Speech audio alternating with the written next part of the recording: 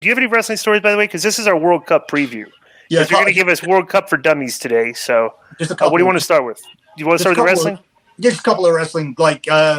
So yeah, the last week I told you that match would be Mia Yim and Rhea Ripley get added to those teams. Right.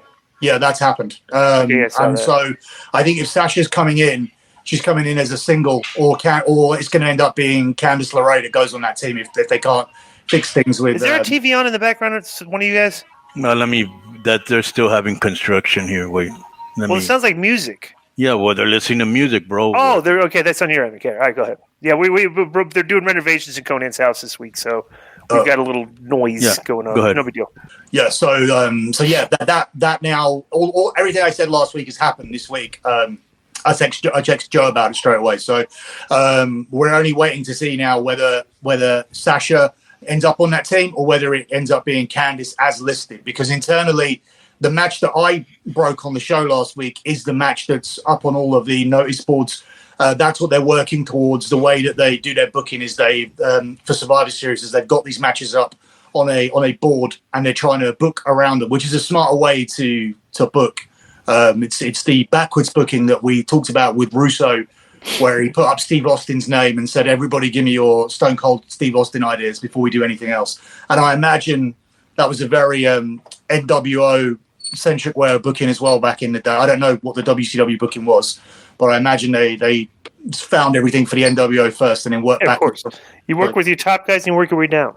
Yeah. But unfortunately, sometimes the people in charge, when you work your way down to a certain point, they don't care about anybody else in the card, which sometimes you see in professional wrestling even today, So let me ask you, Billy, regarding Sasha Banks, because, if she's coming back and negotiating with WWE and all that, she filed these trademarks on Tuesday that people are assuming are involved in wrestling outside of WWE for Mercedes Monet, Monet Talks Bank Monet, and Statement Maker. And people were assuming that might be like another wrestling name or a wrestling talk show or merch or something like that. You know what's going on there? Yeah, I would imagine that it's just leverage. I imagine she's in the middle of talks, and it's obviously smarter when you've got agents and whatnot handling your negotiations. It's a lot smarter to turn around and go, oh, I'm open to anything. Like, I'm open to, I'll consider. It's easy to say. It's better for you to say, well, I definitely would consider coming back, rather than saying, oh, I'm desperate to come back. I really miss you guys. Like, I'll do any role. Like, so she's playing it cool, I would assume, and she's showing you that she can go out and do other things. I mean, she's done that the entire time. She's been out there attending film premieres. She got herself a CBD deal independent of WWE. So, like, she's showing them that she's doing all right. So I would imagine that's all a negotiating ploy. But she's definitely talking to them. Mm-hmm. That's why they haven't filled that one spot on the team. So. Yeah.